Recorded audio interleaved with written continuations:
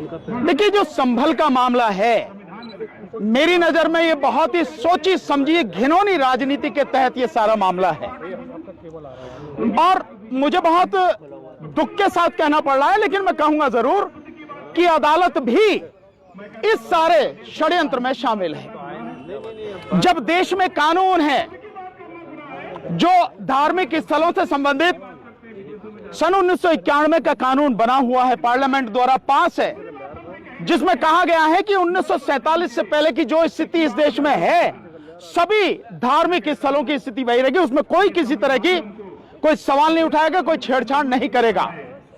और यही नहीं, उसमें रोका गया है कि अदालत भी उसमें किसी तरह का कोई हस्तक्षेप नहीं करेगी। सेक्शन 4 में कहा गया कि केवल यही नहीं, भविष्य में भी ऐसी कोई बात नहीं की जाएगी। बावजूद उसके 19 तारीख को दोपहर में पिटीशन फाइल होती है सर्वे के लिए। कोर्ट उसी समय जो रेस्पोंडेंट हैं उनको सुने बिना, उनको मौका दिए बिना, जो प्राकृतिक न्याय का एक सिद्धांत है उसको लागू किए बिना उसी दिन तत्काल आदेश करती है। और बड़े मजेदार बात देखिए कि इधर आदेश पारित हुआ और शाम तक जो है एएसआई के लोग सर्वे करने पहुंच भी गए। इससे ज्यादा और सुनियोजित षड्यंत्र और क्या होगा, घिनौना षड्यंत्र क्या होगा, क्योंकि उन्हें मालूम है कि अदालत जा रहे हैं, वहां से आदेश मिलेगा और आदेश मिलेगा तुरंत उसे लेकर वहां पहुंच जाएंगे। ऐसा वेल प्लान तरीके से होता है, बिना उसके नहीं होता। और इसीलिए मैंने कहा कि अदालत भी इससे शामिल है। दूसरी बात, और जो एक बात मैं कहना चाह रहा हूं कि चलिए, जब 19 तारीख को सर्वे हो गया तो फिर 24 तारीख को सर्वे का क्या मतलब था? और सुबह 6 साढ़े 6 बजे पहुंच के सर्वे करने, और उसके बाद में जो हुआ 5 नौजवान बच्चे जो हैं हमारे, उनकी जान चली गई, हत्या की गई उनकी। मैं सीधा कहूंगा उनकी हत्या। पहले सवाल का जवाब ले लीजिए यार, इसीलिए मैंने आपसे कहा पहले जवाब आने दो, उसके बाद में जो आप सवाल पूछना। उनकी हत्या हुई और आरोप अब ये लगाया जा रहा है कि पुलिस ने गोली नहीं चलाई, जबकि आप देख रहे हैं पुलिस कैसे गुंजू करके, वो है ना पुलिस वाला यूं करके पिस्तौल चला रहा और एक यूं करके चला रहा, वो ये सारी स्थिति। लेकिन पुलिस कमिश्नर ने इनकार किया है सर कि पुलिस की गोली से आपने कभी देखा है कि कोई अपराधी ये कहता हो कि मैंने अपराध किया है? सर, खुदाई का जो मसला है कि जो एएसआई खुदाई कर सकता है कि नहीं कर सकता? नहीं कर सकता। जो संविधान में जो कानून है बना हुआ 1991 का, वो किसी को भी इजाजत नहीं देता कि आप उसमें एक कदम भी रखें इस नियत से कि आप उसका सर्वे कर रहे हैं या कुछ कर रहे हैं। वो कानून पूरी तरह से रोकता है।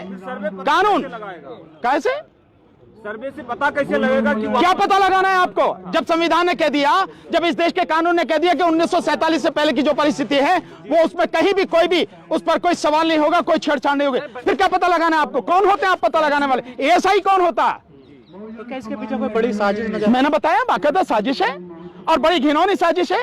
और अगर ये साजिश नहीं होती तो पिटीशन पड़ा, विपक्षी को मौका दिए बिना आदेश हो गए और आदेश तुरंत लागू हो गया। यहाँ सालों साल आदेश पड़े रहते हैं, धूल चाटते रहते हैं, मिट्टी लग जाती है उन पे, अधिकारी कभी गौर ही नहीं करते, और यहाँ तो पहले से तैयार बैठने, सांझ को पहुंच गए वहां। और क्या चाहिए? षड्यंत्र कैसे होता, मिली भगत कैसे होती है, ये सब कुछ सामने है। और 24 तारीख को क्यों किया गया, इसका भी एक कारण है। 24 तारीख को इसलिए किया गया कि 23 तारीख को बेईमानी से जो बीजेपी जीत कर आई है चुनाव में, विशेषकर अगर उत्तर प्रदेश में कहूं तो 9 जो उपचुनाव में सीटें थी, उन पर में 7 सीटों पर जिस तरह से जीत के आई है, ऐसी गुंडागर्दी आपने पहले कभी नहीं देखी होगी। मुस्लिम समाज के लोगों को रिवॉल्वर से डराया गया, रोका गया। कुंदरकी में जाटव समाज के लोगों को, यादव समाज के लोगों को, मुस्लिम समाज के लोगों को वोट डालने से रोका गया। ऐसी गुंडागर्दी आपने देखी कभी? इलेक्शन कमीशन क्या था, कहां था वो? कौन से बिल में घुसा हुआ था? कौन सी रिश्वत लेके चुप बैठा था? कौन सी वफादारी निभा रहा था? जब उसकी जिम्मेदारी है देश के संविधान को बचाने की, जब उसकी जिम्मेदारी है कि निष्पक्ष चुनाव हो, स्वतंत्र और पारदर्शी चुनाव हो, क्या कर रहा था वो? इसलिए ये सब कुछ सोचे समझे साजिश के तहत हो रहा। कहा जा रहा है पुलिस की तरफ से संभल का क्या ऐसा भी आरोप? यार इन्हें तो पूछ लें दो, आपने पूछ लिया। सर, कहा जा रहा है पुलिस की तरफ से कि पत्थरबाजी की गई थी, उसको कंट्रोल करना। आप बहुत सिंपल सी बात है कि जो पत्थरबाजी का आप आरोप लगा रहे हैं, मैं मानता हूं कि पत्थरबाजी हुई है, और शुरुआत किसने की है? वो क्यों शुरुआत हुई है? पत्थरबाजी की क्यों शुरुआत हुई है? आप जाओगे और एक धार्मिक स्थल में कानून को जो है धता बताते हुए, पैरों तले कुचलते हुए आप बिल्कुल गैर कानूनी, गैर संवैधानिक काम करोगे। और उसके बाद जो आपसे पूछा जा रहा है आप उसका जवाब नहीं दोगे। लोग इकट्ठे हो जाए तो उन्हें हटाने के लिए आप गोली चला रहे हैं, और लोग पत्थर चला रहे हैं तो आप कह रहे हैं पत्थरबाजी। गोली क्यों चलाई गई भाई? पत्थरबाजी से पहले आप इसका जवाब दो कि गोली क्यों चलाई गई। पुलिस अगर गोली चलाती है तो गोली उसी स्थिति में चलाती है जब देखे कि काबू में नहीं हो सकते, उससे पहले लाठी चार्ज होता है, उससे पहले चेतावनी दी जाती है, और गोली भी चलाई जाती है तो घुटनों से नीचे मारी जाती है ताकि जो है डर के भाग जाए या वो चलने के काबिल ना। ये एक तरीका होता।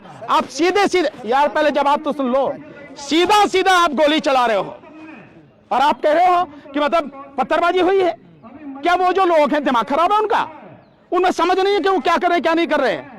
इन सारी चीजों को समझो और समझ, इसीलिए मैं कह रहा हूं उसकी बाकायदा अगर निष्पक्ष जांच हो जाए तो दूध का दूध पानी